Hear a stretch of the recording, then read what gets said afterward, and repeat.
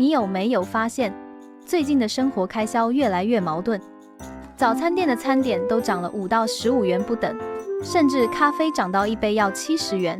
明明东西都变贵了，可是一转头却有消息说中国那边的物价都在下跌，企业生产的东西都卖不动，一边喊通膨，一边却喊通缩，那到底怎么回事呢？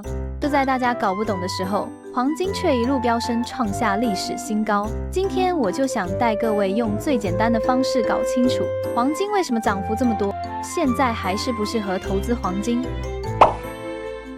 先从利率说起，大家都知道黄金有一个缺点，那就是它并不像存款或债券那样会给你利息，所以在利率高的时候，大家就会想，与其拿黄金，不如放银行赚利息。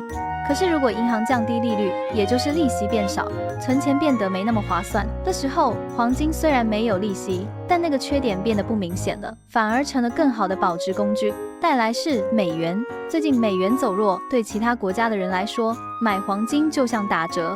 举个例子，如果美元贬值5%，欧洲人用欧元买黄金，就等于自动少付钱。所以你看，这不只是美国人在买，全世界的人都会想抢便宜，这就是为什么美元走弱会推动黄金上涨。再来是通膨和通缩，在美国、欧洲东西变贵叫通膨，再看中国，东西卖不出去导致价格降价叫通缩。虽然方向完全相反，但其实都会让人心里产生不安的影响。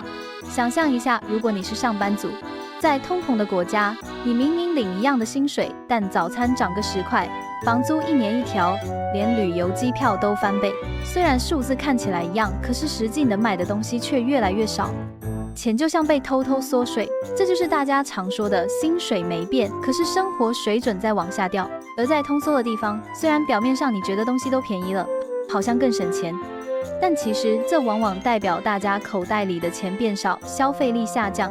当人们买的更少，公司东西卖不出去，利润变薄，就会开始缩减支出，而常见的方式就是减少投资，甚至裁员。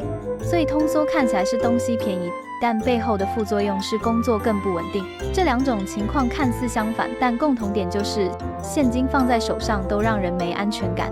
这时候大家自然会想找一个比较不会被影响的东西来保存价值，而黄金就是全世界都公认的保值工具。它既不像股票会暴跌，也不像货币会贬值，它几千年来都能维持价值。所以不管是通膨还是通缩，大家最后都可能会想到干脆买点黄金放着，至少心里踏实一点。还有一个不能忽略的角色，那就是中国。中国一直是全球最大的黄金需求国之一，光是民众买金饰，央行买黄金储备，就能影响全球行情。当房市低迷、股市不稳的时候，很多中国人会直接把钱换成黄金。再加上地缘政治、乌俄战争、中东紧张、中美摩擦，每一则新闻都像是危机感提醒。